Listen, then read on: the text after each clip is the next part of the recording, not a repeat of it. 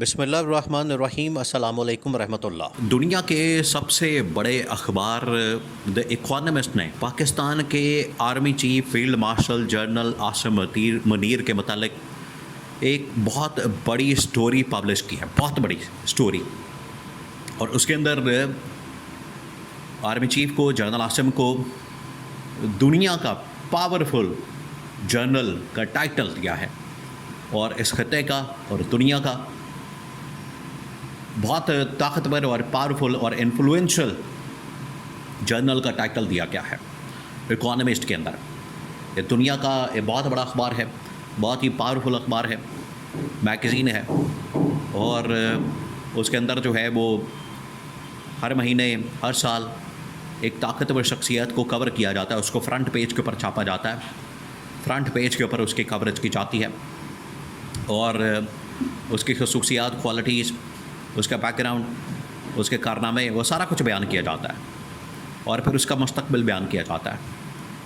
اب ایسے موقع پر جب یہ ٹائمنگ اس کی بہت اہم ہے، آپ نے اس کی ٹائمنگ کو مد نظر رکھنا ہے، ٹائمنگ کو آپ نے سامنے رکھنا ہے۔ یہ جو اس وقت ٹائمنگ ہے army chief general Asim Munir کے اس اہم ترین ٹائٹل کے متعلق، جو اس کی ٹائمنگ ہے، جس میں آرمی چیف کو دنیا کا طاقتور ترین جرنیل قرار دیا گیا، انہیں طاقتور ترین جرنل کا خطاب دیا گیا، ٹائٹل دیا گیا، اور D G S P R نے بعد میں اکانومسٹ کے ساتھ بات کرتے ہوئے، ان کے ساتھ انٹرویو دیتے ہوئے دو تین بڑی اہم ترین باتیں کی۔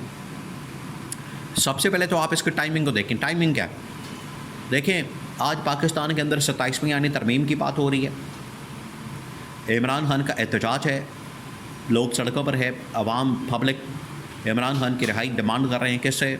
موجودہ اسٹیبلشمنٹ سے مداد پاکستان کے آرمی چیف جنرل عاصم سے۔ انہیں پتہ ہے کہ پاکستان میں ایک ہی طاقتور شخصیت ہے اس وقت، جو کہ army chief general Asim Munir ہے۔ تو یہ تھوڑا سا مختصر سا اس کا آج کے حالات و واقعات کے متعلق اس کا بیک گراؤنڈ۔ اب 27ویں آئینی ترمیم پہ سیدھا آ جائیں۔ احتجاج، پروٹیسٹ، کھول اور عمران خان کی رہائی، آرمی چیف سے ڈیمانڈ اس کی۔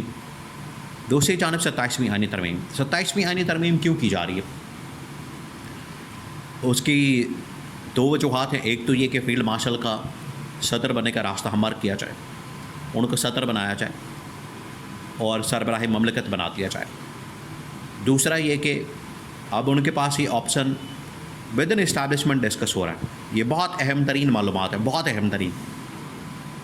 ود ان اسٹیبلشمنٹ کے اندر یہ ڈسکس کیا جا رہا ہے کہ آرمی چیف کو اگر اپنی ساکھ کو بحال کرنا ہے، اور اگر آنے والے دنوں میں، اب کیونکہ ٹوٹل 2 سے 3 مہینے رہ کے ہیں ان کی مدت ملازمت مکمل ہونے میں، نومبر میں ان کی مدت ملازمت مکمل ہو جائے گی۔ اس کے بعد یہ گورنمنٹ کی جانب سے تو ان کو ایکسٹینشن دی گئی تقریباً 2 مزید سال کے لیے، 2 سال مزید۔ اب وہ ایکسٹینشن، اس کو اپروول دینا، آئینی قانونی کور دینا بڑا ضروری ہے، کیونکہ آئینی قانونی کور اگر دیا جاتا ہے، آئینی قانونی کور اس کو دے دیتے ہیں، تب یہ پاسبل ہوگا، ممکن ہوگا کہ ان کو ایکسٹینشن مل جائے۔ لیکن اگر یہ ایکسٹینشن، اس کو آئینی قانونی کور نہیں دیا جاتا، اس کو آئینی طریقے سے، قانونی طریقے سے کور نہیں کیا جاتا، تو ایکسٹینشن جو ہے یہ مسئلہ بن جائے گی، ٹربل میں آ جائے گی اور مشکل ہو جائے گی۔ اگر آپ نے اس کو آئینی کور دینا ہے، اس میں جہاں پر انہوں نے 2/3 میجورٹی تھی، چلے جیسے تیسے کر کے حاصل کر لی، لیکن پی ٹی آئی کی اپروول کے بغیر، پی ٹی آئی کی اس کے اوپر سگنیچر کے بغیر، پی ٹی آئی کے اس کے اوپر سائن کے بغیر، اور اس کی حمایت اور سپورٹ کے بغیر، اس کے ووٹ کے بغیر، یہ جو ایکسٹینشن ہوگی یہ بالکل بے معنی ہوگی۔ آپ نے بالکل یاد رکھنا ہے۔ اور آپ امیجن کریں، آپ ذرا ذہن میں لائیں، جنرل باجوہ کی ایکسٹینشن، جب انہیں ایکسٹینشن ملی تھی تو ان کو تمام سیاسی جماعتوں نے، ٹوٹل جو ایوان ہوتا ہے، یہ اس وقت جنرل باجوہ بڑے فخر سے بات کرتے تھے کہ وزیر اعظم کو 180 ووٹ پڑے ہیں، اور مجھے ایوان کے اندر 340 ووٹ پڑے ہیں، ٹوٹل 352 کا 50-52 کا ایوان ہوتا ہے قومی اسمبلی کا۔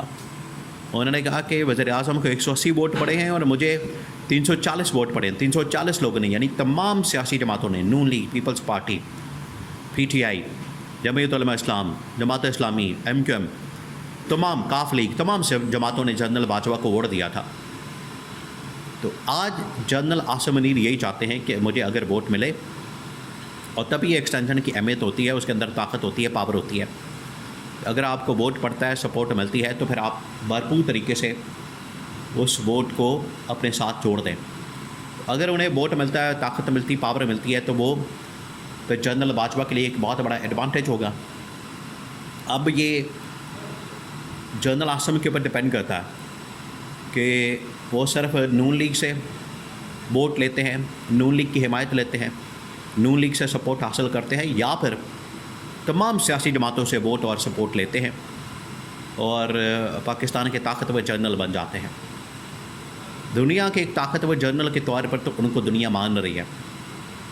और उसके अंदर ये बयान किया गया है जिन्होंने बताया है कि जैसे जनरल आसिम ने पाकिस्तान और इंडिया के दरमियान होने वाली जंग में लीड किया, उसके बाद ईरान को सपोर्ट किया, चाइना के साथ मामलात को तय किया, वाइट हाउस के अंदर डोनाल्ड ट्रंप के साथ मुलाकात की, ये वो तमाम चीज़ें हैं जिसकी वजह से जनरल आसिम की जो अहमियत है मज़ीद बढ़ जाती है। और इस खत्ते के अंदर भी, आलम इस्लाम के अंदर भी और दुनिया के अंदर भी अब उनकी ताकत जो है मज़ीद बढ़ चुकी है, उनकी ताकत में इजाफ़ा हो चुका है। तो एक ताकतवर पावरफुल जर्नल के तौर पर सामने आए हैं और उनको ये टाइटल मिला है, उनको ये खिताब मिला है, ये अब उनको कह दिया गया।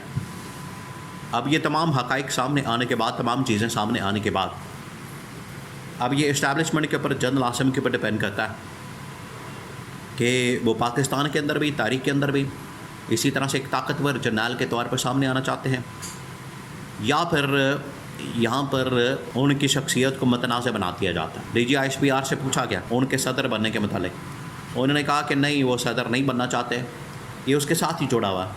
उन्होंने कहा कि बिल्कुल इकॉनमिस्ट को हम अप्रिशिएट करते हैं कि उन्होंने जिस तरीके से हमारे आर्मी चीफ को कवर किया है, उनकी कवरेज की है। सेकंड, फिर उनसे पूछा गया सदर बनने के मतलब, आगे ऑपरेशन के मतलब, फिर उसके बाद एक्सटेंशन के मतलब। उन्होंने कहा कि एक्सटेंशन का मामला तो अभी आने वाला है, लेकिन फौरी तौर पर जो सदर का इशू है उस पर उन्होंने कैटेगोरिकली डिनाई कर दिया। ये अभी तक की खबर है। आगे महीने बाद उनका मूड बदल जाए, गवर्नमेंट उनको ऑफ़र कर दे, वो ले लें, ये हो जाता है। ये पाकिस्तान की तारीख़ में हुआ है, ये कई मरतबा इस तरह के वाक़यात हुए, कई मरतबा। आज कुछ होता है, कल कुछ हो जाता है। बहरहाल अभी पाकिस्तान के लिए एक बहुत बड़ा एजाज़ कि उसके आर्मी चीफ को इंटरनेशनल जर्नल डिक्लेयर किया गया।